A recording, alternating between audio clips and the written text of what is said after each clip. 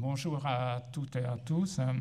Je me réjouis de vous voir si nombreux pour cette conférence de ce soir de Kevin Demierre du Baubureau In Situ. C'est une conférence qui s'inscrit dans un cycle de conférences qui concerne la durabilité. Donc, face à l'urgence climatique, nous sommes nombreux à nous poser des questions sur notre rôle comme architecte. Comment agir, comment projeter et comment construire face à un défi à première vue presque insurmontable. Le challenge est connu et avait été annoncé depuis longtemps, mais nous ne voulions pas le voir. En 1972, le Club de Rome a annoncé les changements climatiques qui ont lieu maintenant.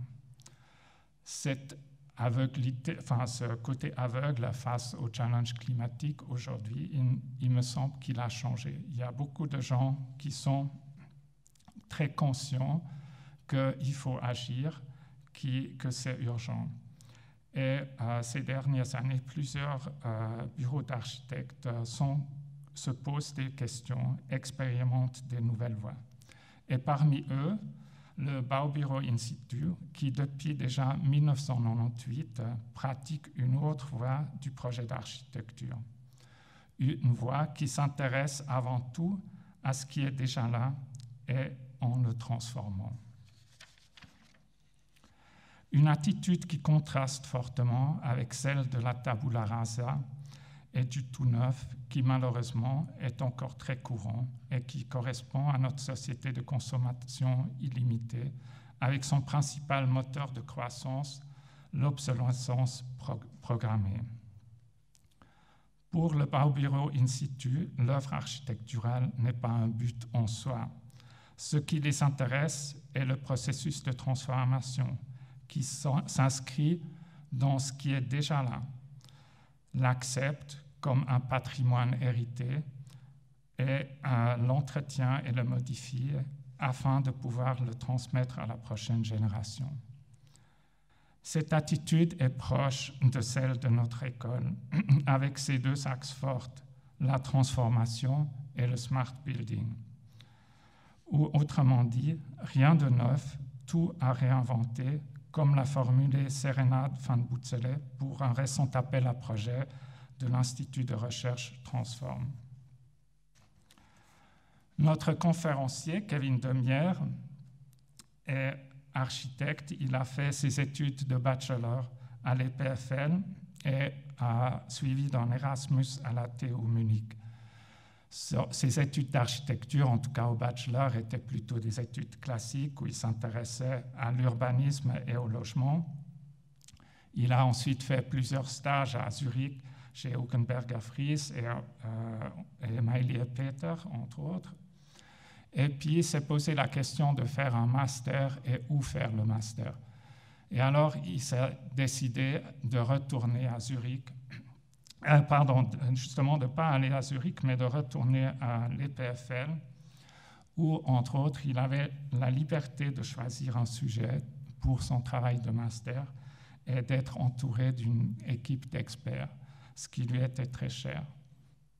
Pendant ses études, il s'est justement questionné sur la croissance sans fin et la compatibilité de cette croissance sans fin avec le métier d'architecte. Il a partagé ce questionnement avec plusieurs amis où ils se sont posé des questions sur qu'est-ce que c'est une architecture participative, comment construire en terre, quel est le rôle du paysage dans le projet d'architecture.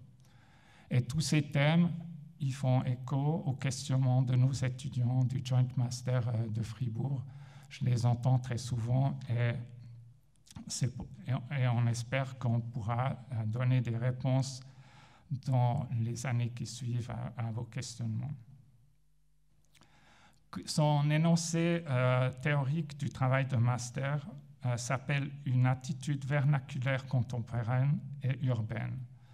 Donc, il décrit dans l'introduction de ce travail que c'est un embryon de réponse face à la crise environnementale, qu'aujourd'hui, c'est nécessaire de réduire l'impact énergétique de nos constructions et surtout que c'est une révision de la manière de penser l'architecture. Donc, il faut comprendre et questionner la tradition et la réinterpréter à la lumière de notre époque. Donc, l'architecture vernaculaire, pour lui, ce n'est pas un style d'architecture, mais plutôt une façon de penser où on s'inscrit dans un milieu plutôt que dans un site, une architecture vue comme un palimpseste qui considère l'intervention de l'architecte comme une suite d'interventions. Donc il y a quelque chose avant, il y a notre contribution, mais on est conscient que ça continue après. Et c'est aussi une architecture qui est consciente de l'économie des moyens et des matériaux, et donc qui s'inscrit dans une dimension très locale. Après son travail de master en 2015, Kevin va travailler chez Adrian Streich pendant 2 ans, où il retrouve en fait le thème du logement. Et pendant son travail, il cherche un peu un engagement politique, ce qui lui manque un peu dans le travail de bureau. Donc, il est actif dans le milieu des associations à Zurich, et c'est là qu'il rencontre Pascal Langern, l'actuel patron du Baubureau In Situ. Et tout à l'heure, Pascal m'a dit que cette rencontre, pour lui, c'était comme un coup de foudre. Et puis, très rapidement, il a pu trouver un travail à l'intérieur de ce bureau. Donc, dans le bureau, il est responsable de la reconversion du Areal à Werkstatt. Et il m'a dit qu'il apprécie la diversité des différents défis, le travail très concret et aussi le travail sur le chantier.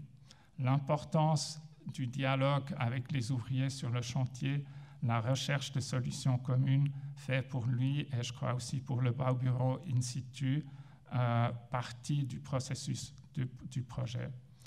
D'ailleurs, Baubureau In Situ s'appelle cabane de chantier sur place, si je traduis littéralement.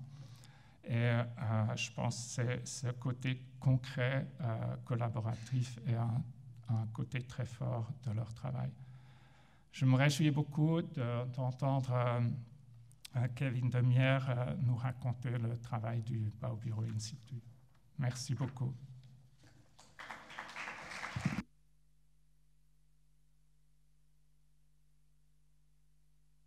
Merci beaucoup pour cette très belle introduction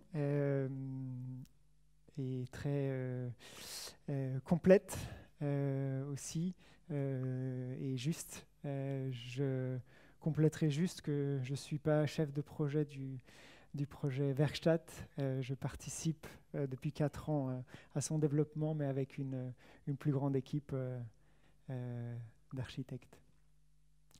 Voilà, merci beaucoup de m'avoir invité aujourd'hui. Merci aussi d'être si nombreux présents pour écouter ma présentation. Je vais essayer aujourd'hui de vous raconter un peu quels sont les projets sur lesquels nous travaillons, quelles sont un peu les latitudes que notre bureau promeut et essaye de mettre en pratique au travers de 3 principaux projets comme exemple.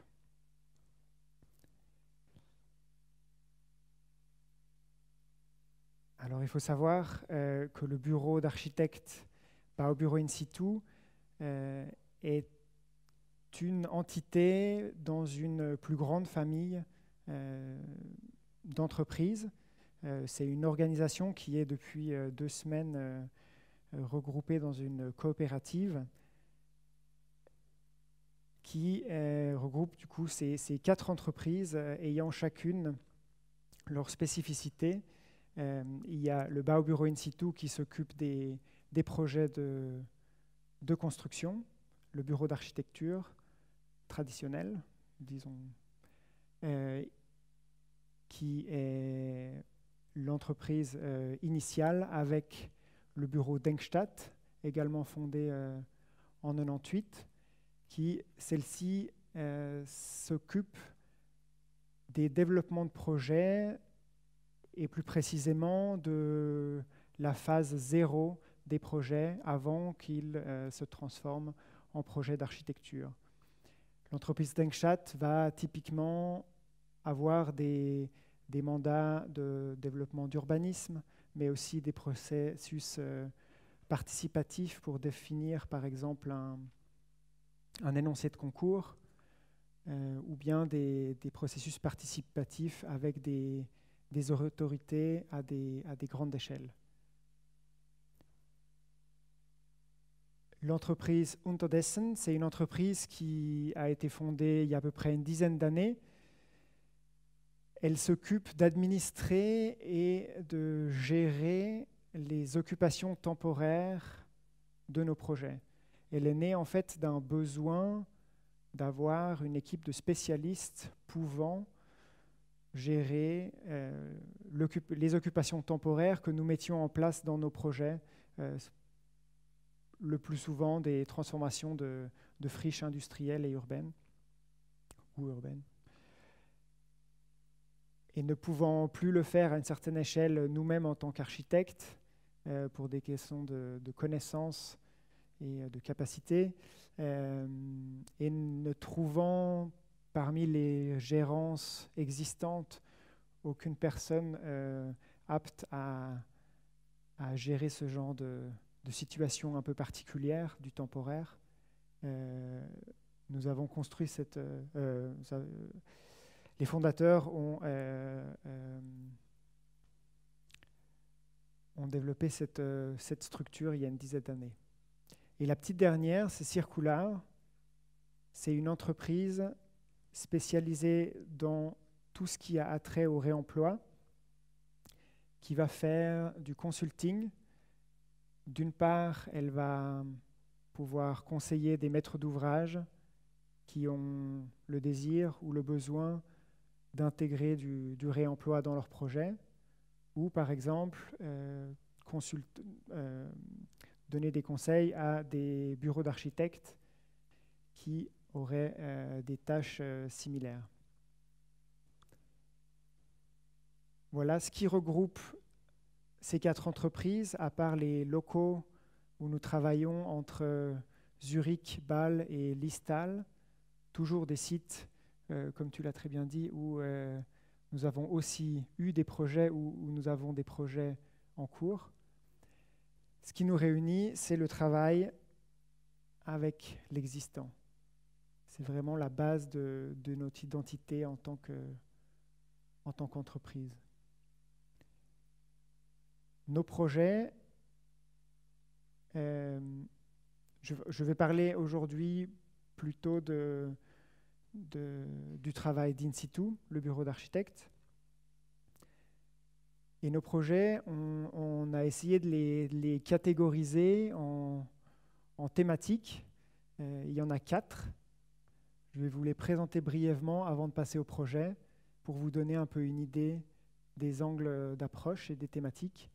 Le premier, c'est la transformation. Il s'agit là des projets de transformation de friches à la très grande échelle, où il s'agit d'accompagner la transition urbanistique de transformation de ces sites.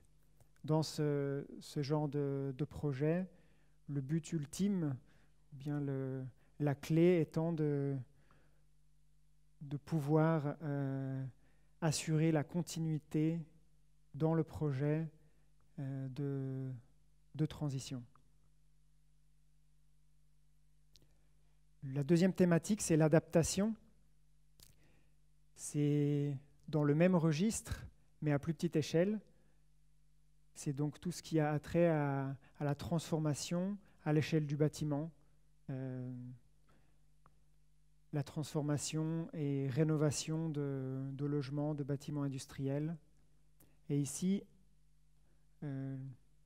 l'exercice ou le défi est pour nous de trouver l'équilibre entre la conservation de l'existant, des substances existantes, et le changement lié aux nouveaux besoins du maître d'ouvrage ou bien des usagers.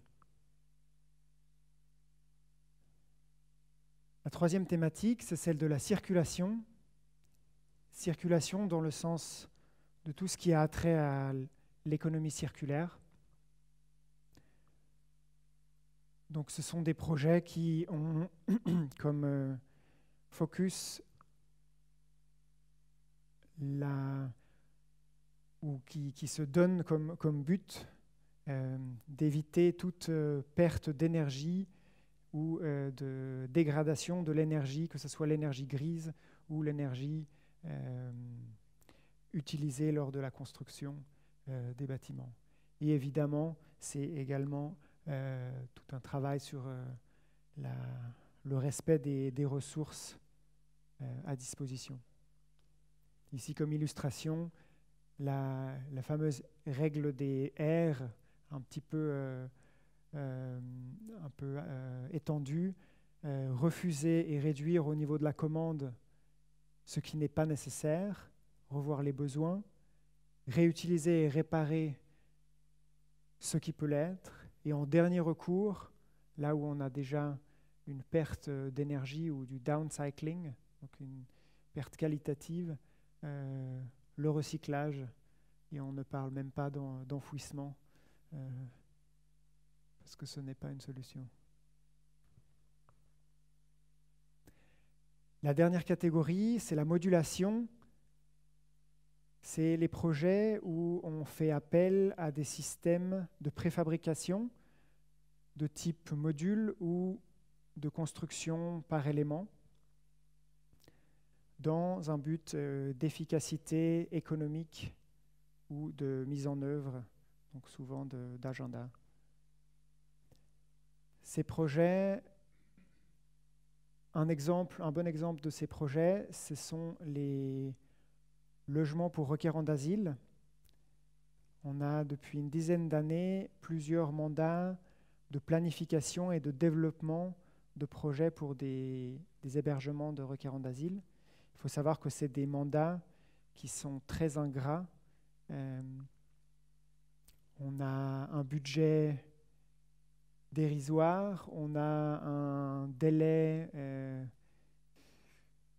beaucoup trop serré et on a une situation politique systématiquement problématique. Et on a pris le parti à l'époque de prendre ces mandats de développement qui n'étaient pas justes, en tout cas, il s'est avéré que ce n'était pas juste la construction, mais aussi le développement de cette typologie dans le temps. Et on a tenté, et on est assez content d'avoir pu améliorer, en collaboration avec les autorités, la situation des personnes logeant dans ces hébergements. Au début, il s'agissait de grappiller dans le budget de ce qui n'était pas nécessaire ou pas strictement nécessaire, comme peut-être une partie de l'architecture de la façade, en utilisant notamment des conteneurs maritimes pour ensuite pouvoir mettre une partie du budget dans un espace commun ou une place de jeu pour les enfants à l'extérieur.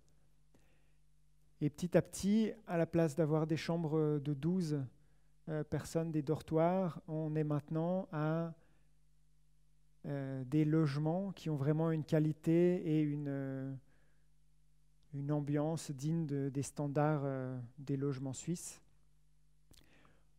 Ce sont des projets qui sont désormais en préfabrication par éléments bois et qui ont du coup perdu cette répétitivité assez qui est connoté négativement des constructions en modules et qui permet une meilleure intégration, sujet principal de ce genre de projet, dans les communautés environnantes. Voilà un peu pour les 4 gros thèmes de nos activités. Je passe maintenant au premier projet que je vais vous présenter, c'est celui du Werkhof. C'est un petit site industriel au centre de Zurich qui appartient à un privé, une entreprise de mode de prêt-à-porter. Comme je dis, c'est au centre-ville et je vais un peu vous présenter la démarche de notre travail pour un tel site qu'on est amené à transformer. Le site est dans cette zone-là et on va dès le début s'atteler à travailler avec l'existant et surtout de découvrir qu'est-ce que l'existant. Et ça prend en compte une analyse très poussée sur place, rencontrer les personnes qui réellement font vivre ce lieu, donc toute la composante sociale, les usagers actuels du lieu, mais aussi leurs interactions, quelles sont leurs activités, quels sont leurs clients, quels sont leurs visiteurs au quotidien ou occasionnels. Donc vraiment essayer de comprendre ce milieu, comme j'ai bien aimé le mot que tu as utilisé, ce milieu présent sur le site. L'existant, c'est bien évidemment aussi la végétation présente sur le site et les bâtiments présents sur le site et également les bâtiments, non seulement les bâtiments, mais aussi certains matériaux qu'on pourrait un peu moins déceler en pensant à l'existant. Cette analyse nous donne la matière pour ensuite se tourner vers le maître d'ouvrage et parler de la commande, essayer de comprendre leurs besoins et ensuite de reparler de la commande, c'est-à-dire de définir les interventions en commun avec le maître d'ouvrage par rapport au site, par rapport à ce qu'on a découvert sur place, et évidemment aux besoins et aux désirs du maître d'ouvrage. Voilà. Les interventions que l'on va ensuite entreprendre sur le site, ici, elles ont un peu 3 niveaux il y a un peu 3 niveaux d'intervention. Le premier, qui est très fin, très subtil, c'est la réparation et l'adaptation de l'existant.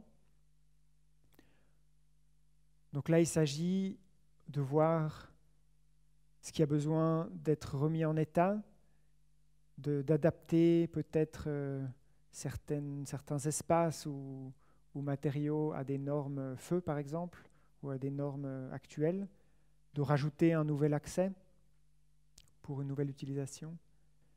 Mais c'est vraiment des interventions minimes et très précises sur l'existant, en ne faisant pas de zèle au niveau de l'intervention, au niveau de l'échelle de l'intervention. Ici, vous voyez un exemple où on a complété l'existant. Donc là, on va à un niveau un peu plus loin. On a conservé un rez-de-chaussée avec une structure béton-maçonnerie qui avait à l'époque un étage non habitable avec un toit en tôle, et on a rajouté une construction, un étage bois en construction bois pour y intégrer des ateliers et des bureaux.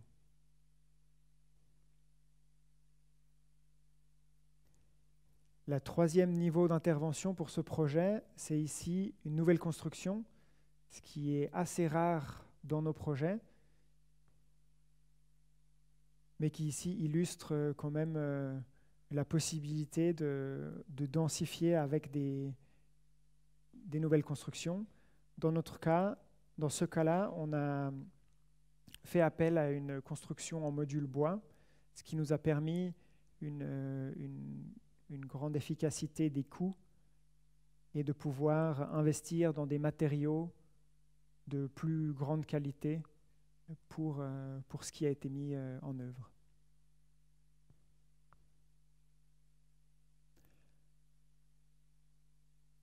On densifie et on essaye systématiquement de ne pas déconstruire l'existant, vu qu'on l'utilise. Mais il arrive des fois où un couvert ne sera pas utilisé ou utilisable pour le nouvel usage, ou serait même en chemin pour la densification. Et dans un cas comme ça, on va tenter de réutiliser les matériaux de cette déconstruction, et non pas de cette démolition. Dans ce cas précis, on a utilisé la structure porteuse de ce couvert pour en faire des fondations linéaires de notre nouvelle construction en module. Nous évitons ainsi de faire des fondations linéaires en béton ayant utilisé plus de ressources et d'énergie. La structure porteuse, mais aussi la couverture, la tôle, qui ne semblait pas avoir une espérance de vie encore très grande, mais suffisait largement à être appliquée verticalement comme revêtement de façade sur les nouveaux modules bois du site. Les matériaux sont réemployés, mais aussi la végétation est conservée. Ce petit figuier qui était présent sur le site, c'est une photo du relevé du site, n'était pas vraiment prédestiné à être intégré dans le site. Et finalement, on l'a conservé et il n'aurait a priori pas dû jouer un grand rôle dans le projet, mais a finalement même défini en fait la position de ces nouveaux modules en retrait du bâti existant et générant un espace extérieur seuil d'une grande qualité issu de l'existant.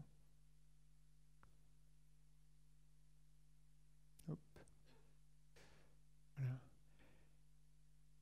Le résultat de ce travail avec l'existant, un petit peu en finesse, c'est une grande simplicité, c'est aussi une simplicité voulue des détails de la mise en œuvre, des détails apparents, des détails directs, compréhensibles.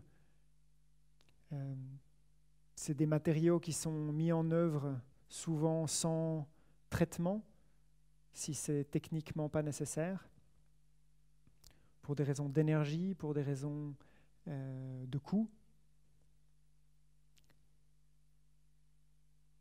Et ça vaut également pour tout ce qui est de la technique, c'est-à-dire qu'on va faire des installations qui sont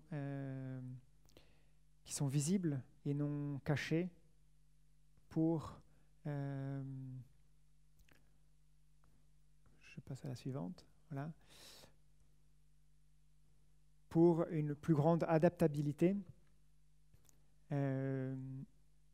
ça va avec notre volonté d'avoir des finitions minimales, donc on ne va pas recouvrir ou intégrer les installations techniques de telle manière à, dans le temps, avoir une meilleure adaptabilité de ces espaces.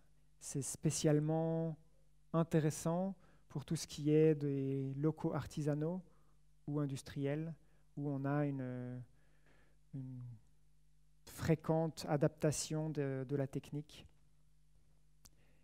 Ces finitions minimales, ça a aussi pour but de pouvoir donner la possibilité au plus grand nombre de locataires de venir utiliser ces locaux.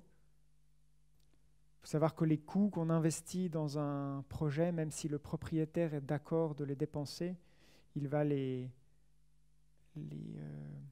répercuter ensuite sur les loyers, et on essaye de freiner ça coûte que coûte en ne mettant en œuvre que ce qui est nécessaire. Ça permet une plus grande mixité et une plus grande accessibilité de ces locaux, et souvent à aussi des acteurs assez intéressants et vivants pour la suite des sujets.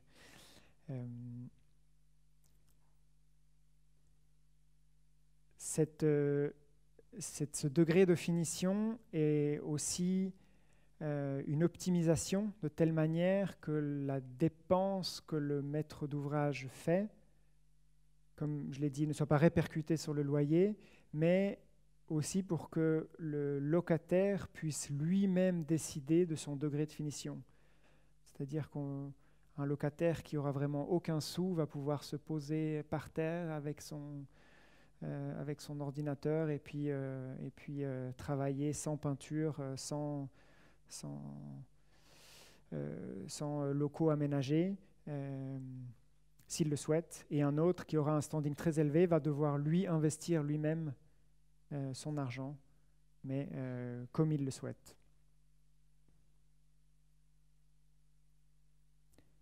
Notre but dans ce genre de projet ultime, c'est l'intégration sur le site. Le travail avec l'existant très approfondi en général permet ou accentue l'intégration, une meilleure intégration sur le site. Et on retrouve systématiquement la cohabitation du coup des matériaux existants et des matériaux nouveaux, ce qui revient à l'esthétique d'avant. On a des matériaux qui communiquent, qui parlent de leur histoire et qui, pour les anciens, sont les témoins d'une vie et d'une histoire passée.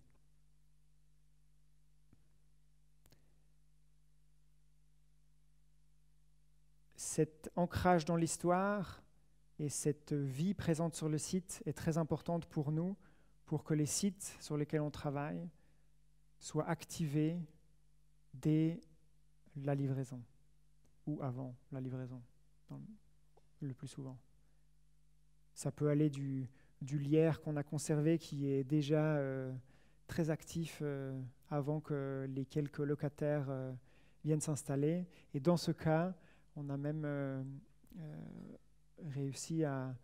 on ne sait pas que notre travail, mais un grand nombre de locataires existants avant les travaux ont pu réintégrer les lieux. Donc ça, pour nous, c'est une victoire dans le projet. Voilà pour le projet du Werkhof. Maintenant, je vais vous parler du projet Werkstatt Zürich, sur lequel je travaille, comme tu l'as mentionné, depuis un peu plus de 4 ans. C'est un site industriel beaucoup plus grand, actuellement de 28 000 m², et dans 3 ans, il s'agrandira jusqu'à atteindre un peu plus de 40 000 m². C'est un ancien site des réparations des trains des CFF qui a été construit à peu près d'une traite en l'espace de 5 ans aux alentours de 1910 et qui a été utilisé jusqu'en 2017, année à laquelle les CFF réparation des trains ont transféré la propriété au CFF immobilier. Année à laquelle nous avons aussi intégré le projet et reçu le mandat d'accompagnement du site, tout d'abord au travers de Denkstadt en tant que spécialiste programmatique et ensuite en tant que bureau d'architecte et équipe pluridisciplinaire pour les travaux que je présenterai par la suite. Voilà un aperçu de l'état quand on a récupéré le site. Ça, c'est actuellement nos bureaux. Ils sont un petit peu plus accueillants maintenant qu'avant, si j'ose dire. Donc on est effectivement sur le site.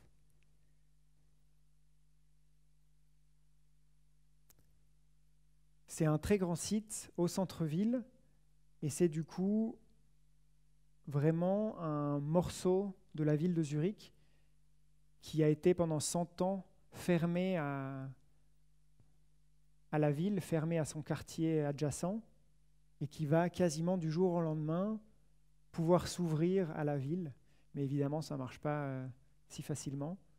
Mais par contre, ça représente un énorme potentiel pour la ville et pour le site lui-même. Très bien centré. Et le but du maître d'ouvrage, donc les CFF immobiliers, est de faire de ce site industriel qui se trouve sur une zone industrielle, de en faire un site de production urbain, c'est-à-dire de conserver les activités industrielles en les adaptant à la situation urbaine actuelle et aux activités artisanales et industrielles qui se font aujourd'hui dans ces zones urbaines.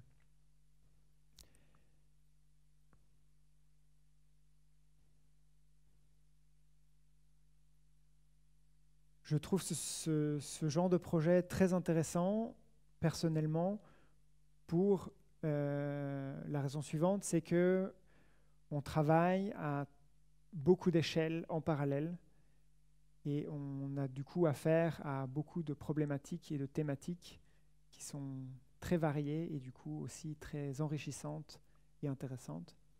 On va partir de l'échelle urbanistique pour définir une stratégie urbaine qui définira ensuite l'avenir de ce site. Denkstadt était l'acteur principal de la famille In Situ qui participait à l'élaboration du master plan qui a pris 3-4 ans à être mis en place dans une équipe pluridisciplinaire qui traite de tous les thèmes de la densité, de l'énergie, mobilité, de la programmatique pour Denkstadt et des espaces verts, du coup les nouvelles constructions, comment traitons-nous l'existant dans les grosses lignes. Voilà. Ce processus est maintenant terminé et pour travailler à cette échelle, un outil très important, c'est la dissociation des problématiques, la décortication des thèmes et des problématiques en couches, comme on le dit, que ça soit de la technique du bâtiment, mais aussi l'urbanisme, ou alors les différentes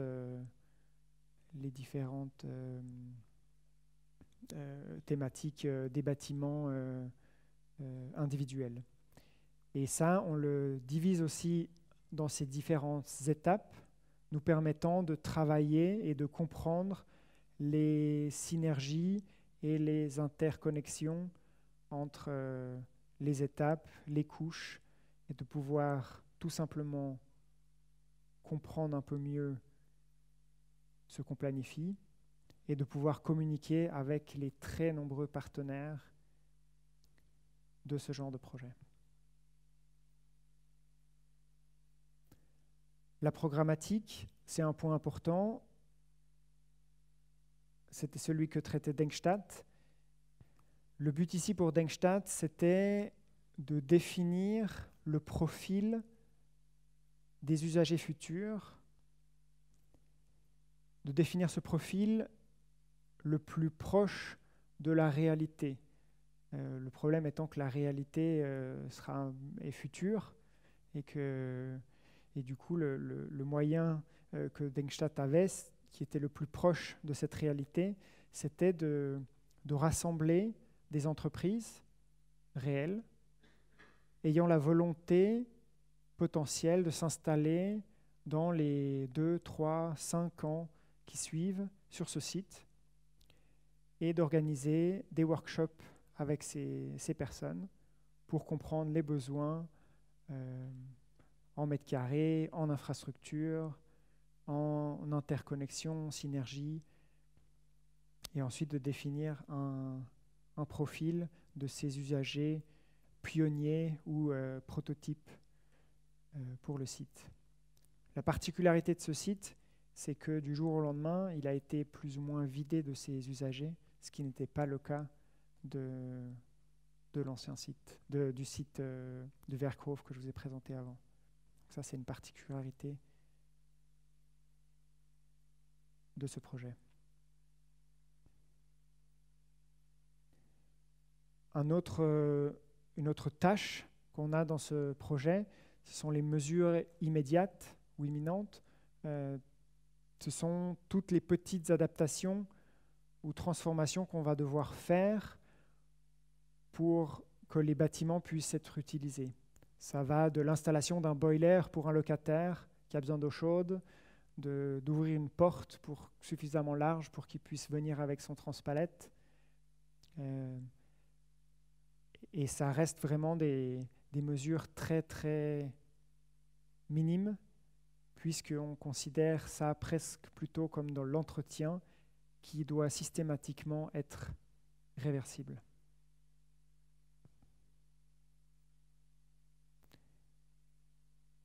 Adapter les locaux pour, coûte que coûte, habiter le lieu, qu'il n'y ait surtout pas de locaux vides. C'est un très gros problème si ce genre de site reste vide pendant quelques années. Le fait d'occuper un lieu lui permet de conserver sa vie et de conserver une certaine identité présente sur le site. Et s'il n'y avait pas d'identité ou si elle a été perdue, le plus rapidement possible, de lui redonner une identité ou une vie. Et par rapport à la substance bâtie, le fait d'avoir des locaux occupés permet de conserver et d'entretenir les bâtiments de manière beaucoup plus efficace.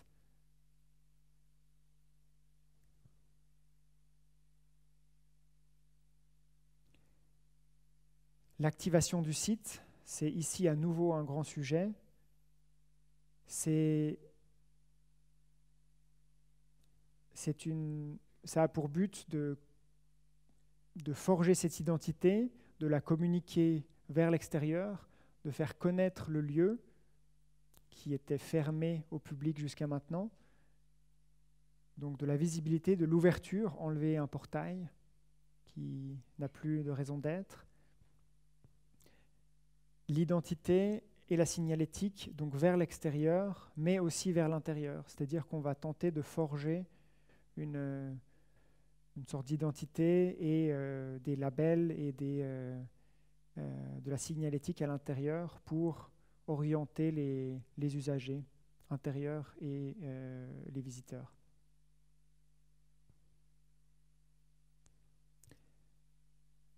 Toute une partie surtout du début de travail sur ce site, mais qui dure encore jusqu'à maintenant, après 5 ans sur le site, c'est l'analyse approfondie du bâti. Et là, ça va de la documentation du bâti, bien évidemment on ne parle pas que du bâti, mais aussi des espaces extérieurs. On fait un relevé de chaque différence de niveau à partir d'un centimètre. On fait des relevés de différentes textures de sol, de la végétation. Pour ce qui est des bâtiments, on va chercher les plans historiques. Dans ce cas-là, on avait peu de plans historiques et aucun plan actuel. Donc on a dû dessiner des plans sur la base d'une 3D.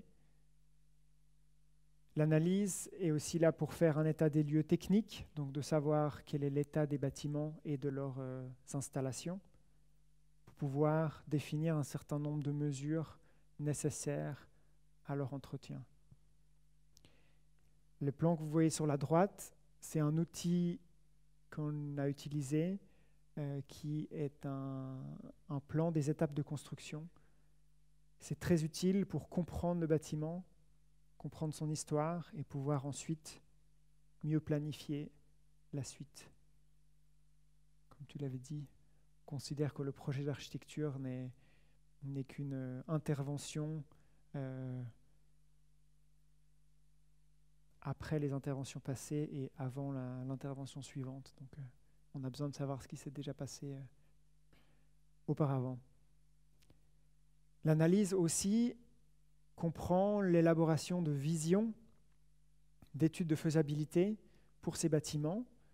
Et ici, il est important de dire que ce n'est pas une étude de faisabilité comme on la connaît sur une demande d'une commande d'un maître d'ouvrage qui a une vision ou un souhait. Ici, on part du bâtiment et on va essayer de voir quel est vraiment le potentiel de ce bâtiment, des locaux. Parce qu'on va essayer le mieux possible, en fait, de trouver les usagers qui correspondent au bâtiment et non pas d'adapter les bâtiments aux usagers qui se présentent à nous. La dernière composante, c'est les transformations des bâtiments eux-mêmes, les projets de transformation. Ici, comme illustration, un projet que j'ai mené avec un collègue, dont la première partie est terminée, le bâtiment A, et dont la deuxième partie est en cours. Ici, on va traiter le changement de l'affectation, même si ça reste de l'industrie, ne serait-ce que l'échelle de l'usage nécessite un changement souvent des lieux, ou une adaptation des lieux. On va s'occuper de remettre en état le bâtiment, de traiter de manière, avec un respect du patrimoine, l'existant, puisque le site est protégé dans son entièreté au niveau cantonal, et ceci pour toutes les étapes de construction. On va évidemment planifier un assainissement énergétique et on va faire un traitement des polluants ou une élimination des polluants présents dans le bâtiment. L'intervention, ici on a un bâtiment de 2 étages dont le rez-de-chaussée est une double hauteur. Et on a tenté de planifier une intervention minimale, suffisante pour l'usage visionné ou prévu dans ces locaux. Et on a intégré un nouvel étage, une nouvelle dalle en forme de table, indépendante de l'existant, pour des raisons patrimoniales, de réversibilité et pour des raisons statiques, que l'existant ne pouvait pas supporter plus de poids. On a ici réussi à conserver l'entièreté de la structure, de la substance existante, Les installations des années 70, 80, 2000 ont été adaptées. On a déplacé les dalles qui étaient à des hauteurs assez aléatoires pour l'utiliser dans notre nouvelle dalle ou pour compléter cette dalle qui était partiellement détruite. Donc on a conservé la plus grande partie en essayant de toucher le moins à la structure existante. La plus grosse intervention dans l'existant qu'on a mise en œuvre, c'est l'ouverture de nouvelles fenêtres sur la ville, sur la rue, de telle manière à ouvrir le site et le bâtiment sur la ville et le quartier et de permettre une meilleure illumination naturelle, un éclairage naturel du rez-de-chaussée qui n'avait jusqu'alors pas d'ouverture.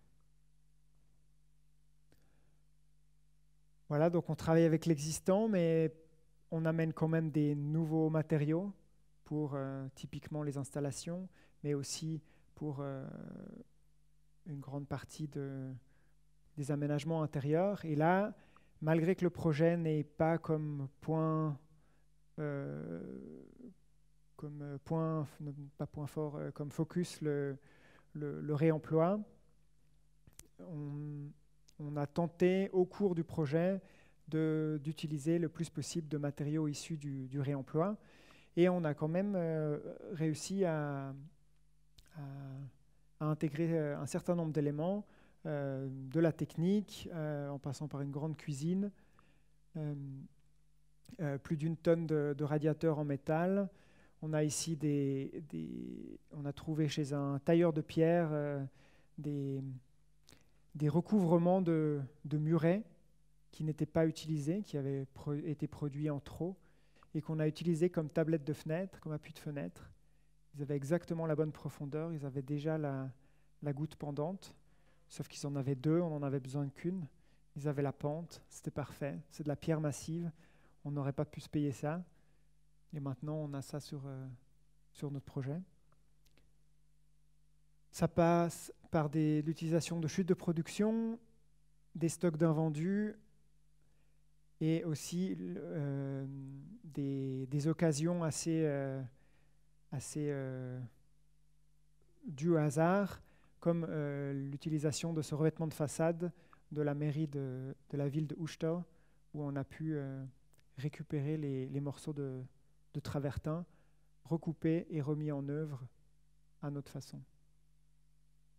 Dans ce projet, il y a une composante du réemploi qui a intervenu dans la deuxième étape du chantier, qui nous tient assez à cœur, que je vais vous présenter. C'est l'intégration.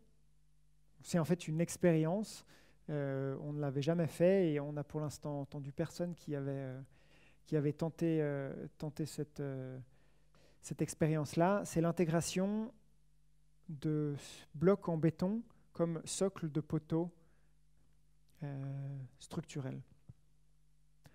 Alors c'est parti du principe que notre nouveau plancher, cette table qu'on vient mettre dans notre rez-de-chaussée, a une structure indépendante, vu qu'elle est indépendante de la structure existante. Vers les façades, on s'est débrouillé pour faire des appuis linéaires qui pouvaient être directement posés sur le radier, qui était une simple dalle de 25 cm de béton, mais qui du coup suffisait à porter des charges industrielles. Tout ça en construction bois. Et au milieu, on avait besoin d'un appui intermédiaire. Dans l'autre partie, il y avait des murs en briques de, je ne sais pas comment on dit, KS. C'est briques silico-calcaire, merci. Et dans ce tiers du bâtiment, on n'avait pas de murs et on ne voulait pas rajouter des murs qui auraient été contraires à l'utilisation qu'on voulait en faire. Et du coup, il nous fallait des nouvelles fondations pour ces poteaux ponctuels.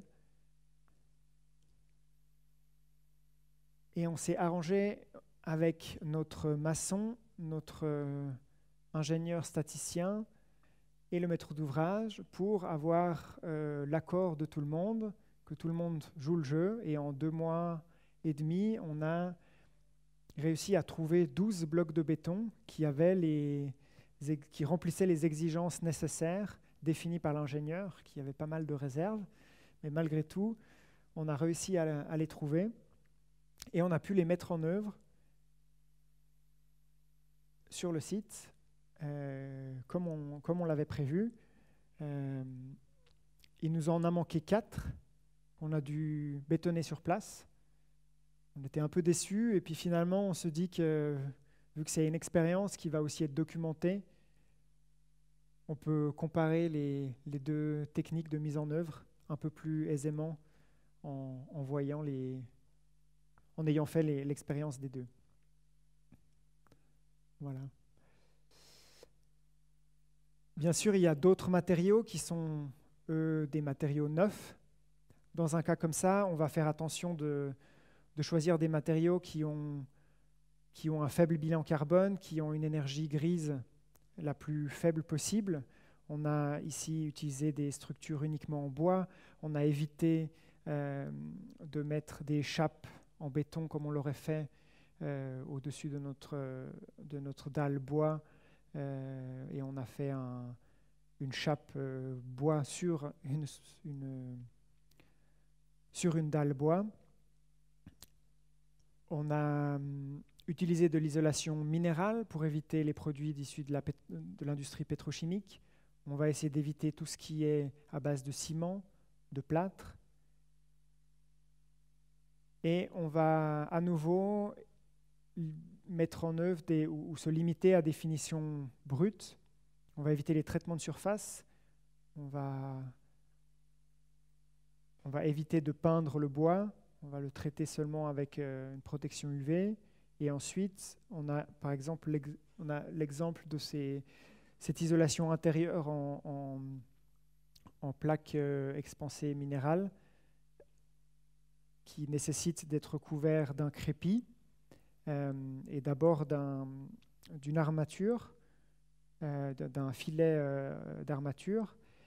Et celui-ci est fondu dans un premier crépi de base qui, après quelques tests, nous a paru être suffisant pour l'utilisation voulue. Et du coup, on évite ainsi 2 à 3 couches de crépi de finition qui sont des ressources, de l'énergie, des coûts de notre point de vue pas nécessaires. On va essayer de mettre en œuvre de manière réversible pour les suivants qui, on l'espère, travailleront selon les principes de l'économie circulaire. Une notion très importante dans ce genre de site, c'est la patine. C'est donc les traces de l'histoire et l'usure des matériaux. C'est une grande partie de notre travail de conserver cette patine. Ça paraît un petit peu anecdotique ou dérisoire, mais c'est réellement pas facile de convaincre quelqu'un, principalement un maître d'ouvrage, mais aussi une entreprise, de ne pas peindre un poteau dont la peinture a subi quelques dommages, ou bien de ne pas démonter un support d'affiche ou de signe qui n'est plus utilisé. On a tendance, au jour aujourd'hui, à nettoyer quand on fait des projets. On veut du propre et nous, on doit se battre souvent un peu à contre-courant pour conserver ces traces et cette imperfection qui apporte par la suite beaucoup au site pour l'activation et la vie qui se développe sur le site. Voilà pour ce projet qui est encore en construction pour une des parties. Le dernier projet que je vais vous présenter, je vais essayer de faire court, c'est celui de Lagerplatz à Winterthur.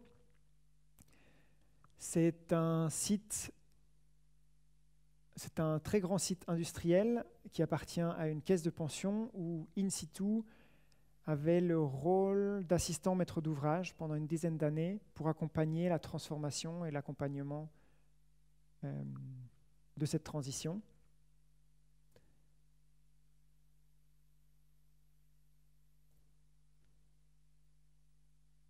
La transition a été du coup faite en partie d'après nos principes. Je ne vais pas les répéter vu qu'ils sont assez similaires au projet précédent.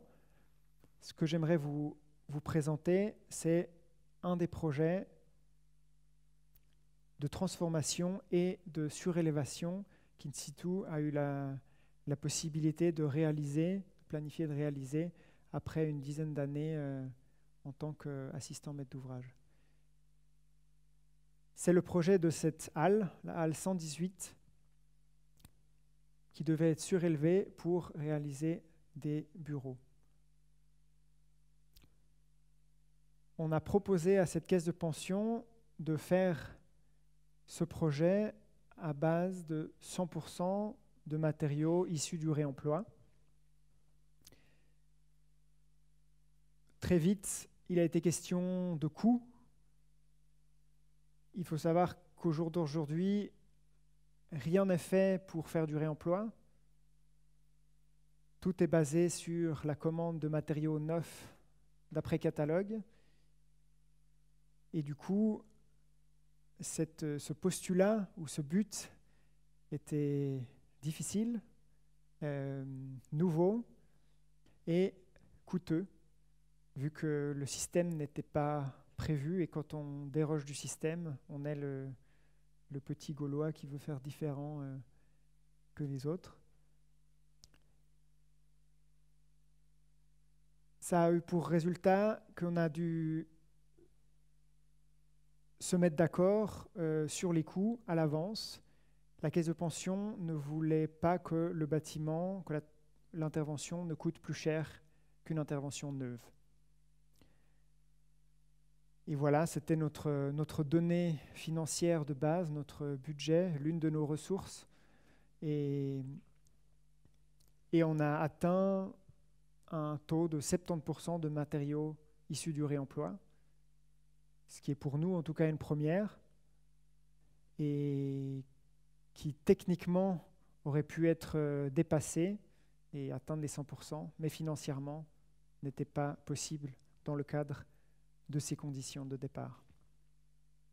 Pour faire ce genre de projet, il faut retourner le système, il faut repenser la manière de faire du projet. On a certes une commande, mais on n'a pas les matériaux avec lesquels on va devoir travailler. Et il va falloir du coup faire un aller-retour et avancer petit à petit en laissant un certain nombre d'inconnus dans l'équation, le moins possible et le moins longtemps possible, jusqu'à que ce soit plus possible en général. Ici, vous voyez une carte qui représente tous les matériaux qui ont été mis en œuvre, ou une grande partie des matériaux qui ont été mis en œuvre, et leur localisation géographique. Il faut aussi s'organiser pour la logistique, parce un grand défi du réemploi, entre autres à cause du système qui n'est pas fait pour, qu'on a oublié après l'industrialisation. On a dû remettre en place une certaine logistique pour pouvoir gérer les matériaux qu'on voulait mettre en œuvre. Donc on a construit une base de données, une bourse aux matériaux interne qu'on utilise actuellement encore.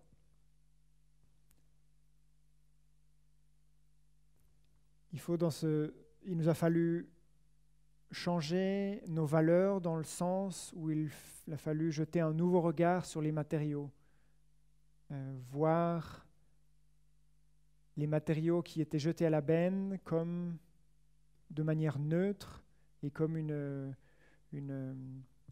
ressource a priori de qualité équivalente au reste. ce malheureux bâtiment qui n'avait même pas 40 ans et qui a été déconstruit pour un petit peu plus d'utilisation du sol, a été une des principales ressources de notre projet de construction. Il nous a fallu une bonne dose d'expérimentation, que ce soit dans le projet lui-même, ne serait-ce que pour le travail avec les autorités, ou bien la réalisation de plans, quand on ne sait pas quelle est la taille de notre fenêtre, comment la dessiner, comment la représenter, comment la communiquer à une autorité. Quand on nous demande la couleur de la façade, comment donner la couleur d'une façade qu'on n'a pas. Donc il faut essayer, discuter et surtout essayer. Et expérimenter nous-mêmes aussi. On est assez partisans d'essayer soi-même, donc on a une bonne partie du bureau à régulièrement participer à des petits chantiers de déconstruction ou des expérimentations sur des chantiers où on a par exemple testé l'efficacité du démontage de systèmes de parois en placo. Donc on s'est chronométré, on a regardé combien de temps on mettait pour faire une palette de placo, ce qui s'est avéré être pas du tout rentable. Voilà, on en a beaucoup appris de ce projet. On continue à en apprendre beaucoup. Il faut inverser certaines logiques. Ici, l'escalier de ce même bâtiment qu'on a pu récupérer quasiment en entier a donné la hauteur d'étage de la surélévation. C'est-à-dire qu'on l'a disposé à hauteur de l'élévation, ça nous a donné les étages, et en bas, on a rajouté les derniers 50 cm jusqu'au sol, en fait, qui était la fondation de cet escalier. Donc on doit changer la manière de voir les éléments qui définissent notre projet. Il faut une petite dose d'imagination. Quand une fenêtre est trop large, on peut la mettre en biais pour reprendre la surlongueur. Ou quand le vitrage est trop ancien et qu'on ne pourrait pas l'utiliser en simple fenêtre, même si c'est un double vitrage, pour atteindre les normes, on peut mettre une seconde vitre derrière et du coup avoir un double et mauvais double vitrage qui fait un élément suffisant dans son entier. Le pragmatisme nous aide souvent, nous guide. On a ici la structure démolie aux alentours de Bâle, dans un ancien site COP, qui a été utilisé pour la structure porteuse de la surélévation.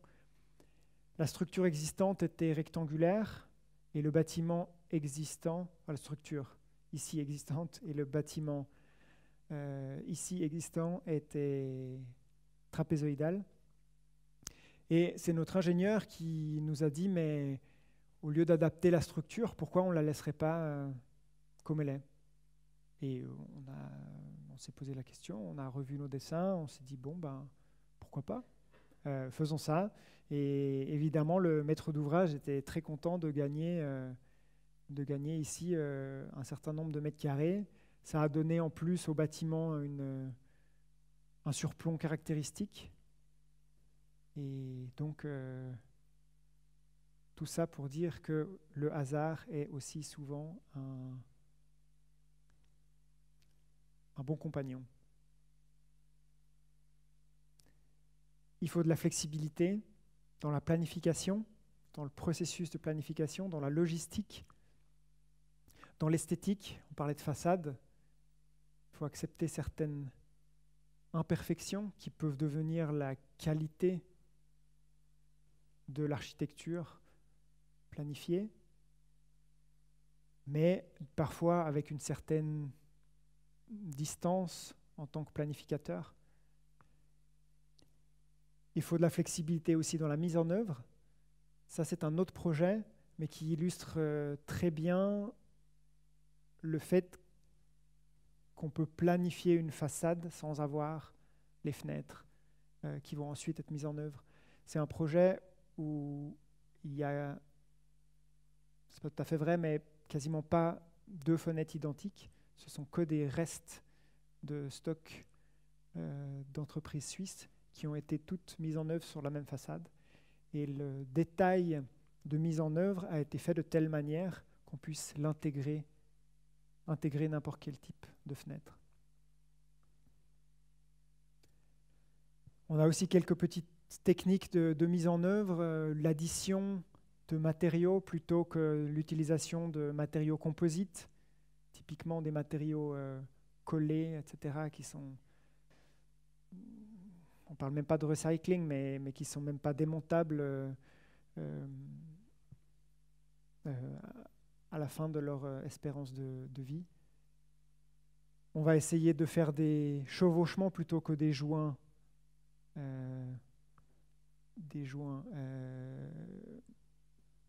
secs. On va mettre en œuvre de manière réversible et, très important, on va essayer de dissocier les différents systèmes et les différentes fonctions des matériaux et des éléments d'après leur fonction et d'après leur cycle de vie. Parce que si on a une fenêtre qui a théoriquement une durée de vie de 30 ans et puis qu'on la coule dans un béton qui a une durée de vie de 60 ans, théoriquement, je dis toujours, c'est pas du tout productif et logique. Et malheureusement, ça arrive quand même beaucoup qu'on fasse ce genre de combinaison malheureuse. Voilà pour ce projet de Winterthur qui est maintenant terminé. Nous faisons souvent en parallèle de nos projets une partie de recherche et développement.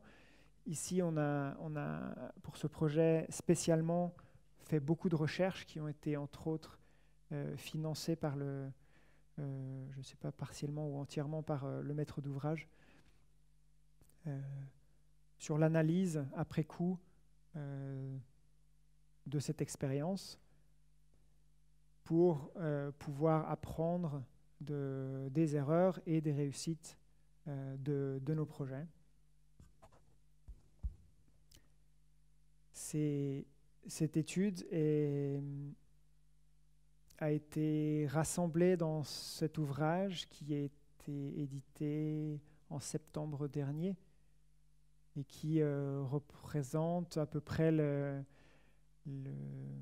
l'état de notre savoir du réemploi à travers toutes les couches, que ce soit économique, juridique, constructif, à ce moment-là, au travers de l'exemple de la HAL 118.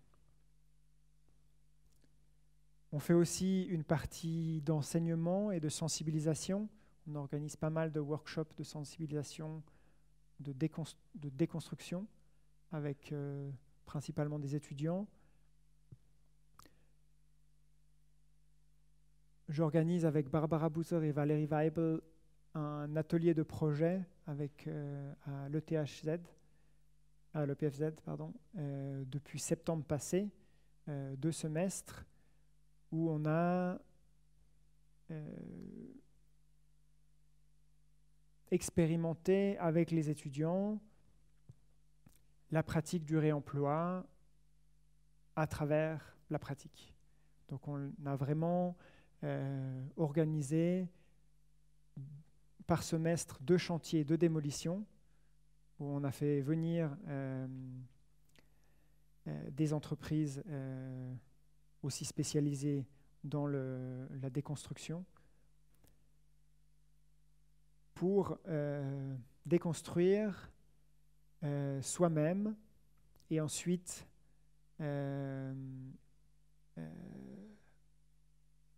analyser leur expérience et surtout les matériaux qu'ils ont rassemblés dans le but par la suite de construire un bâtiment, dans le cas de ce semestre en cours, un pavillon pour la fondation SKKG à Winterthur, dans lequel dans lequel on a toujours notre atelier, qui va être utilisé un peu comme la maison de chantier de Bouchain pour la transformation du site avoisinant. La construction est encore en cours. Ça, c'est des photos de vendredi soir. Si vous voulez suivre la suite et la fin de la réalisation, on devrait avoir fini dans 10 jours. Voilà. Le titre de ma présentation intégrait la notion de valeur. J'espère que vous en avez un peu été transcrit dans ce que je vous ai présenté. J'en ai noté là, résumé quelques-unes sur ce dernier slide. Traiter l'existant comme des ressources, re-questionner la commande et les besoins en dialogue avec le maître d'ouvrage. Pour ce qui est du projet, oser la radicalité et tenter les expériences pour apprendre aussi de nos erreurs et d'avancer. Pour la programmatique, le dialogue est notre principal mot d'ordre. Pour les interventions, c'est la continuité qu'on va rechercher et une certaine retenue ou une mesure. Et finalement, pour la construction elle-même, on va tenter de rester sobre et de faire des interventions qui seront là le plus longtemps possible. Voilà, je vous remercie beaucoup pour votre attention. Et puis si vous avez des questions, voilà, j'ai fini.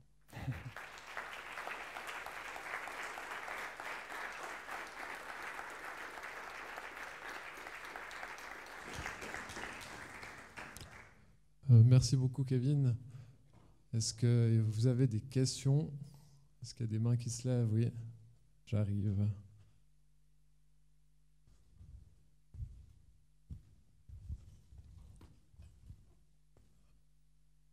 C'était où? Tout d'abord, merci pour ce partage d'expériences très, très enrichissante. Je trouve que ce travail il est remarquable et particulièrement en fait dans le cadre normatif dans lequel on doit construire en fait aujourd'hui en Suisse, mais je pense aussi dans d'autres pays. Et je me demandais comment, par exemple, je donne des exemples, c'est-à-dire on veut réutiliser une fenêtre, mais on ne sait pas quelles sont ses performances thermiques, donc probablement est-ce qu'on doit la faire tester en laboratoire, ou alors encore on voudrait réutiliser des portes, mais aujourd'hui les réglementations nous diraient qu'elles devaient être EI30, et est-ce qu'en fait la porte qu'on récupère en fait est-ce qu'elle est EI30 et blablabla quoi, tout ce genre de choses. Est-ce que vous arrivez en fait à obtenir de la part des instances étatiques en fait un peu de souplesse par rapport à ces aspects-là, ou est-ce que en fait vous essayez toujours de travailler dans le cadre de ces normes, et dans ce cas-là j'imagine qu'en fait ça demande tout un tas finalement de faire tester ces éléments quoi. Alors, il faut voir qu'en Suisse, on a déjà un cadre normatif et juridique très favorable à l'expérimentation par rapport à nos voisins français et allemands. Si j'ai bien compris ce qu'on m'en a raconté, c'est autrement plus compliqué de faire ce genre d'expérience. Pour ce qui est de notre pratique, les normes sont souvent une limitation, c'est sûr. Il faut se poser la question, est-ce que je peux... le test d'un matériau est évidemment une réponse très pragmatique, souvent coûteuse et parfois irréaliste. c'est-à-dire qu'il y a certains matériaux qu'on ne peut pas tester dans son entièreté pour coller aux normes qui le régissent. Mais ce qu'on peut faire, c'est par exemple utiliser des tactiques pour s'assurer de pouvoir atteindre ces normes. Ça, c'est un des moyens. Par exemple, pour la structure en acier que vous avez vue, on aurait pu tester chacune de ces poutres en acier, de leur qualité, leur trace de rouille, leur épaisseur, etc. Et ce qu'on a décidé de faire, c'est de prendre le plus mauvais acier accessible dans le commerce de la construction et de faire les calculs statiques avec cet acier le plus mauvais. Et du coup, on était certain que les normes statiques, le dimensionnement était au moins suffisant et probablement très surdimensionné, mais suffisant. Voilà. Et c'est parfois des manières de faire qui ne sont pas habituelles logiquement avec les matériaux neufs, mais qui peuvent représenter des solutions par la suite. Pour ce qui est des vitrages, on peut aussi calculer la valeur U d'un vitrage. Je n'ai pas les coûts en tête, mais il y a pas mal de possibilités. Il y a là aussi des minimums sur lesquels on peut se mettre d'accord qu'un double vitrage, même ancien, ne sera pas plus mauvais que telle valeur. Si on fait des fenêtres à caisson, on peut par exemple atteindre des normes suffisantes. On peut aussi, pour ce qui est du vitrage, si on a une superbe fenêtre alu-métal et qu'on en a plein et qu'on aimerait beaucoup les utiliser, il y a maintenant des entreprises en Suisse, vers le lac de Constance, une entreprise en l'occurrence, qui démontent des vitrages qui souvent ne sont plus performants parce que le gaz à l'intérieur s'est dissipé et réinsuffle du gaz, refait la fermeture du verre et on a un nouveau double vitrage aux performances actuelles avec un gaz parfait. Donc on a des techniques aussi de remise aux normes de certains matériaux. Et après, il faut savoir qu'en Suisse, on travaille aussi beaucoup, et c'est ça une des chances, on travaille beaucoup avec ce n'est justement pas des lois, mais ce sont des normes ou le SIA par exemple, ce sont des lignes directives, voilà, des directives. Et du coup, le plus souvent, un maître d'ouvrage pourrait dévier de ces directives. Et si on arrive à prouver au maître d'ouvrage qu'il y a une bonne raison de le faire, ça peut marcher.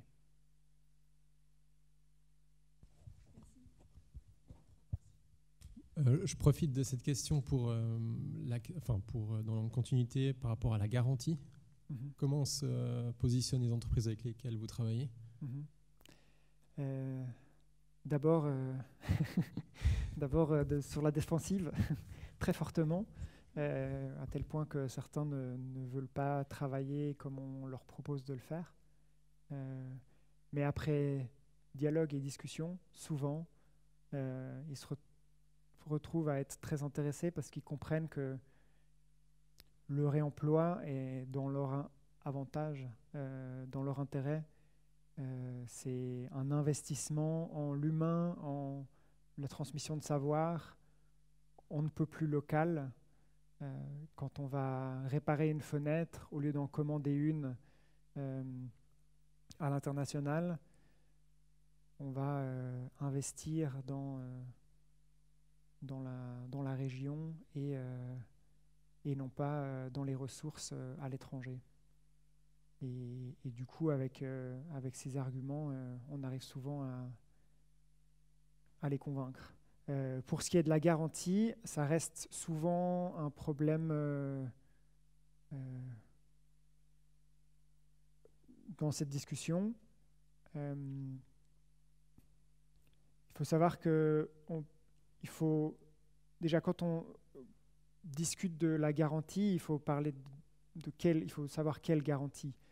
Par exemple, quand on a une installation de chauffage, là dans le projet que je vous ai montré, le deuxième projet Werkstatt, j'ai trouvé 12 radiateurs issus du réemploi de 3 sources différentes, de tailles différentes, modèles différents, mais tous utilisables techniquement. Et d'abord, l'entreprise m'a dit moi, je décline toute garantie pour ce travail.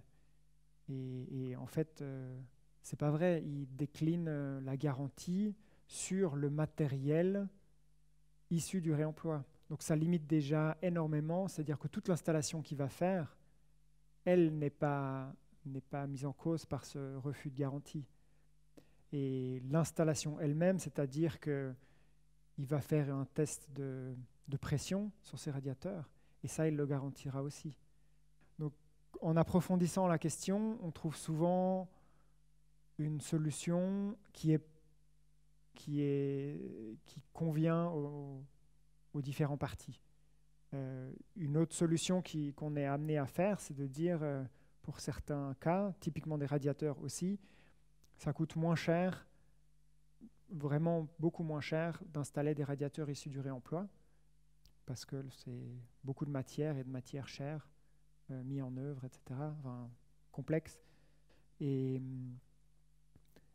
du coup, on peut proposer, par exemple, au maître d'ouvrage d'acheter 5 radiateurs en plus, parce que de toute façon, on est dans le budget, et de les garder à la cave comme garantie si jamais il y en a un qui ne fonctionnerait plus.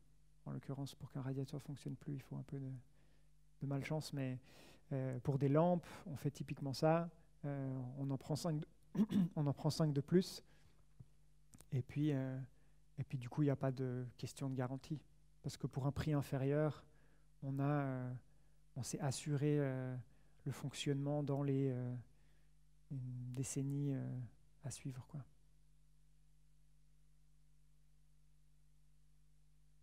D'autres questions? Oui. Moi, je me posais la question au niveau des démontages. Est-ce que c'est fait via des entreprises spécialisées, ou est-ce que c'est les entreprises elles-mêmes qui vont construire, avec qui vous discutez pour organiser ça, ou comment ça se passe? Souvent, c'est un peu au cas par cas, parce que justement, la logistique est à inventer, à réinventer. Le cas idéal du réemploi, qui aujourd'hui est malheureusement pas la règle, c'est que l'entreprise c'est qu'il n'y ait pas de démolition déjà. Donc c'est quand on décide qu'on trouve une très très très bonne raison de déconstruire un bâtiment, on va le déconstruire et pas le démolir, et du coup il y aura des entreprises ou bien spécialisées dans ces tâches-là, ou bien une entreprise sanitaire qui va venir enlever tous les radiateurs. Lui, il sait comment les démonter, il sait comment les disposer sur une palette, les protéger, très important, les transporter, et ensuite c'est la meilleure personne pour assurer en fait une deuxième vie pour ces radiateurs, parce que un gros souci de la logistique du réemploi, c'est qu'il y a des matériaux qui se déconstruisent ici, il y en a certains qui les démontent, c'est super, mais ici, celui qui en a besoin, il est à l'autre bout de la Suisse, ou bien il est juste à côté, mais il n'est pas au courant. Donc il faut un peu mettre ces gens ensemble. Et si l'entreprise sanitaire, c'est la même qui a, la semaine passée, démonté les radiateurs, et qui, la semaine d'après, ou 2 mois plus tard, aura la possibilité de les remettre en œuvre, c'est parfait. Il les connaît au mieux, il pourra faire son offre aussi le plus précisément. Il n'y aura pas besoin d'intermédiaire pour les rafraîchir, parce qu'il sera la meilleure personne. Pour les questions de stockage, dans le cas du projet de la halle 118, on avait négocié un stockage sur place avec le maître d'ouvrage et on avait 2 autres lieux de stockage ailleurs. C'est aussi une grosse partie de la logistique. Il faut minimiser le stockage et le nombre de déplacements. Mais par contre, c'est toujours un jeu entre le temps et le calendrier. Et on se donne des délais du coup pour trouver certains éléments. Et si on n'a pas réussi, on a souvent un plan B. Voilà. J'ai une question aussi un peu dans ce sens-là, par rapport aux prestations de l'architecte. On a l'habitude dans un mandat standard de dessiner quelque chose de nouveau. On va sur un catalogue, on commande. Enfin, c'est déjà pas simple. Mais ici, j'ai l'impression qu'il y a un énorme travail en plus de trouver les pièces à travers toute la Suisse. Comment vous gérez ça? Parce que je trouve ça assez impressionnant. Justement, cette logistique, en fait, qui n'est pas du tout habituelle dans notre métier. Et comment vous arrivez à vous en sortir? Parce qu'a priori, vous existez depuis longtemps, donc c'est que ça marche. Alors, jusqu'en 2019, on tirait à toutes les ficelles. C'était vraiment nous qui allions aussi chercher les matériaux. Parfois, on travaille beaucoup avec les bourses aux matériaux, qui sont ces fameux intermédiaires du réemploi. Et depuis 2019, il y a Circular qui est né en fait de ce besoin aussi par rapport aux prestations, de pouvoir facturer un surcoût de planification qui n'entre pas dans les activités de l'architecte, les prestations de l'architecte. C'est-à-dire qu'on faisait tout d'un coup un travail de recherche de matériaux et puis on voulait le rajouter à notre honoraire puisqu'on l'avait fait et il y a les coûts de construction qui parfois baissaient un peu, mais notre honoraire qui montait, mais on se confrontait souvent à une incompréhension de notre volonté de facturer ça. Et ça nous permet maintenant, avec Circular, de pouvoir leur donner ce travail de recherche de matériaux. Alors on le fait toujours un petit peu pour ce projet, vu que ce n'était pas le focus, le projet de Werkstatt. Ça, c'est moi et mon collègue qui l'avons fait principalement, parfois aidé par Circular quand même, quand des occasions se présentaient. Et puis, eux peuvent faire une facture en tant que spécialistes du réemploi, où ils disent lavabo, 100 francs de démontage, 50 francs de transport et 300 francs de logistique et d'administration. Et après, nous, on transfère cette facture directement au maître d'ouvrage en disant voilà, le lavabo a coûté tant, et qui est la somme de tous ces frais. Ouais. Et Circular, ça peut être un mandataire qui peut être engagé par n'importe quel bureau comme un mandataire externe. Okay. Alors, c'est une entreprise assez jeune, donc peut-être encore un peu en train de se trouver aussi. Donc, elle a un peu plusieurs casquettes.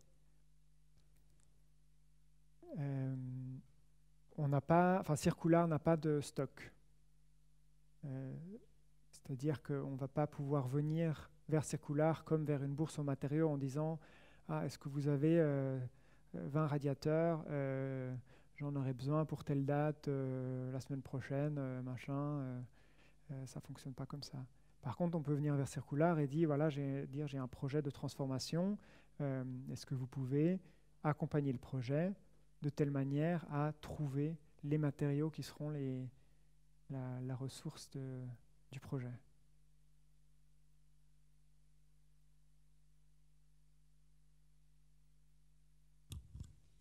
Les maître d'ouvrage dont vous avez parlé, par exemple CFF Immobilier ou bien une caisse de pension, en principe, voilà, ils veulent faire du rendement. Donc, en fait, pour eux, c'est important de savoir combien ça va leur coûter et puis combien seront les revenus.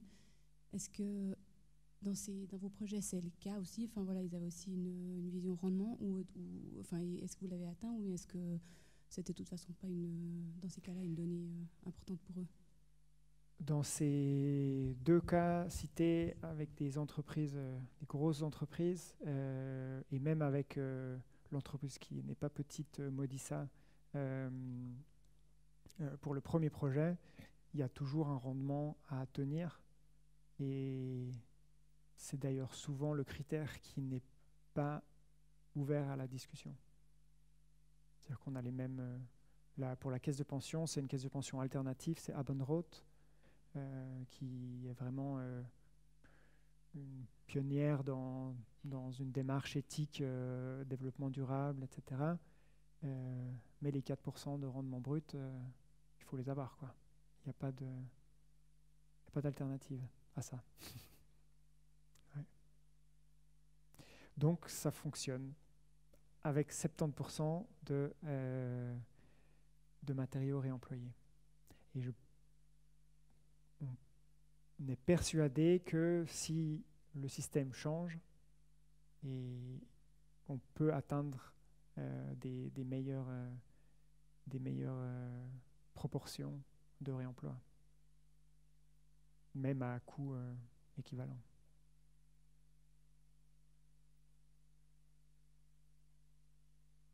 Oui. En termes d'acquisition, j'imagine que ça ne passe pas par le concours. Est-ce que vous pouvez nous raconter un peu? Ouais. Vous avez différents maîtres d'ouvrage. Ouais. C'est un bon sujet. On en a discuté longuement à notre retraite de bureau il y a 2 semaines. Il y a des différences dans nos différents bureaux. Le bureau de Bâle, qui est le bureau d'origine, c'est un bureau qui a beaucoup initié des projets, investi en tant qu'acteurs du projet eux-mêmes. Quand c'était une petite structure, ils ont acheté des parcelles. Le site de Gundeligefeld, où le bureau se trouve actuellement, c'est un site industriel de, je ne sais plus combien de mètres carrés, mais peut-être une dizaine de milliers de mètres carrés. Et ils ont fondé c'était une SARL, je crois, à l'époque, et pour acheter le site. Et c'était les gens du bureau qui ont vraiment fait ça, quoi, pour développer et être ensuite soi-même, en fait, maître d'ouvrage. Alors, c'était pas juste 2 personnes du bureau, évidemment. C'était une association, un comité, et qui ensuite font un projet ensemble. Donc ça, c'est le cas où on est nous-mêmes acteurs et maîtres d'ouvrage, en partie, jamais seul.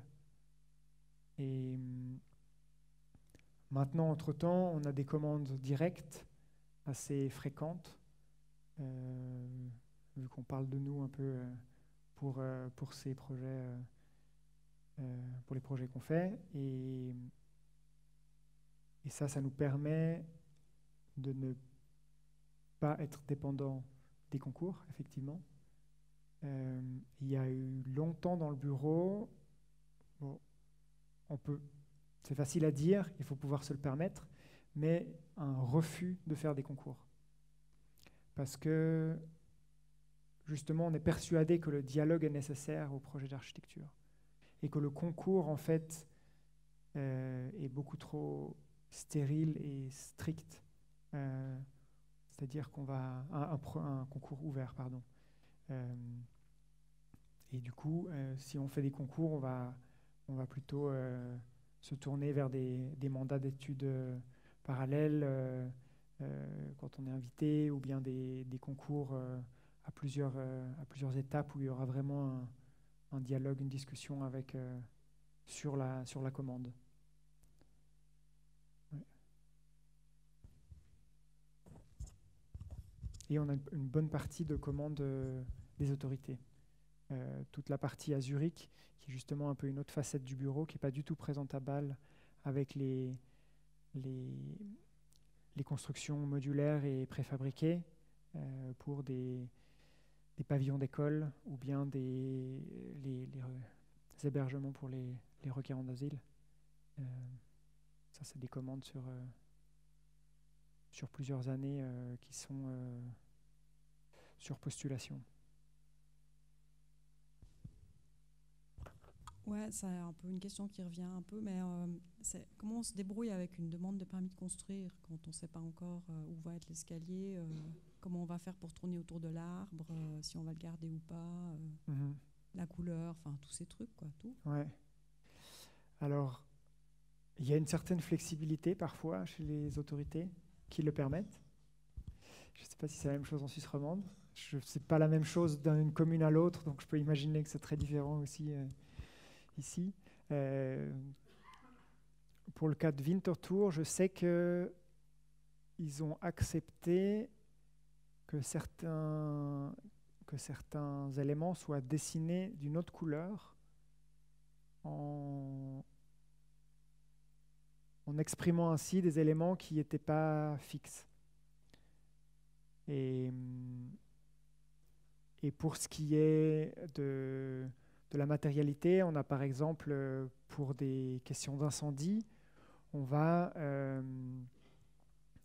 définir des exigences sans définir la matérialité. Et ça, c'est une flexibilité aussi de la part des autorités. Il y a certaines communes qui demandent le produit avant de le mettre en œuvre, au moment de l'autorisation. Est-ce que c'est du Fermacell, je ne sais pas quoi, machin de chez Rigips, ou est-ce que c'est un autre truc? Et nous, on s'est mis d'accord sur les caractéristiques que devaient avoir ces matériaux. Et ça nous a permis de pas savoir, d'avoir encore une légère flexibilité par la suite. Et après, ce qui est toujours une option, qui demande un petit peu un effort, mais c'est de changer les plans qu'on a donnés à la base. C'est-à-dire de dire, bon voilà, c'était comme ça il y a 2 mois, maintenant on a d'autres fenêtres, c'est différent. Est-ce que ça marche toujours? Et puis de faire des Abänderungseingabe. On connaît bien ce genre de procédé. Mais si c'est communiqué d'une manière assez aussi ouverte, c'est pas non plus vu comme un affront. Ouais. Et vu qu'on fait aussi toujours de la rénovation, il y a aussi beaucoup d'inconnus. Et du coup, il y a aussi, ça joue un peu dans notre sens. Ça arrive aussi que des projets sans réemploi, on ouvre un puits technique et on découvre que c'est très différent de ce qu'on imaginait, malgré les sondages, et on doit changer quelque chose. Ça arrive, quoi. Peut-être moi, sur ce thème-là, je me posais la question en interne, c'est une question plus pratique, mais comment vous gérez le dessin?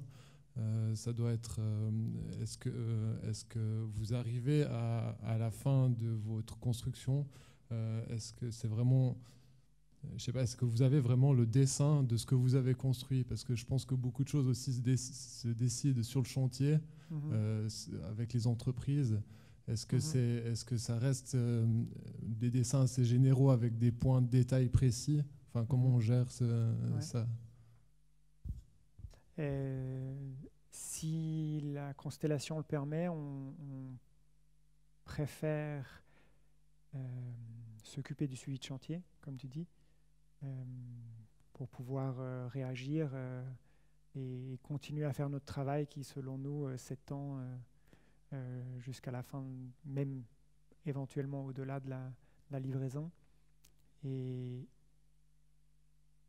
on va à chaque étape du projet tenter de trouver ça me rappelle beaucoup de remarques et de commentaires que j'avais à l'école par rapport aux échelles, trouver la bonne représentation pour la bonne échelle, et c'est la même chose pour l'étape du projet.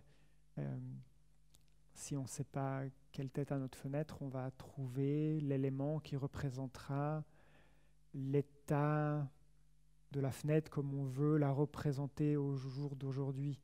Donc ce sera probablement sa dimension grossière, peut-être matérialité, etc. Enfin, c'est un peu... mais on dessine à l'ordinateur et on fait... je crois qu'on n'est pas... je crois que c'est plutôt... Enfin, je sais, non, j'ai pas trop de références pour le suivi de chantier, mais c'est vrai qu'on va pas mal décider de choses encore sur le chantier. En discutant aussi avec les entreprises, s'ils nous font une meilleure proposition, on va laisser la porte ouverte au changement. Est-ce qu'il y a quelqu'un qui veut encore réagir ou poser une question? Non. Merci beaucoup pour cette présentation. On peut passer tout de suite à l'apéro et je vais en profiter aussi pour remercier l'équipe du magazine Là qui nous servent chaque fois l'apéro. Donc merci à eux et puis on peut aller en profiter un petit moment. Merci Kevin. Merci à tous.